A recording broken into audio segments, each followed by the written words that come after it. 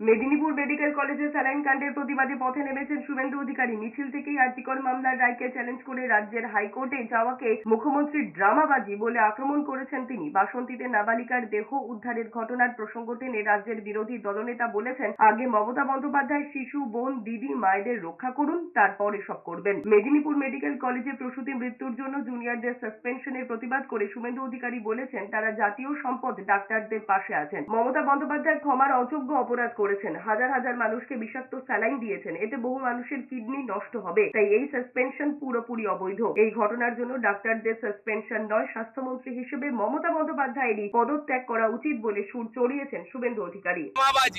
ড্রামাবাজি আজকেই চুনাখালীতে বাসন্তীতে 12 দিন আগে নিখোঁজ থাকা নাবালিকার দেহ পাওয়া গেছে, তাকে ধর্ষণ করে খুন করা হয়েছে। মমতা বন্দ্যোপাধ্যায় আগে এই রাজ্যে শিশু, কন্যা, বোন, দিদি, মায়েদের তাদেরকে রক্ষা করার ব্যবস্থা করুন। এইসব ড্রামাবাজি করে কিছু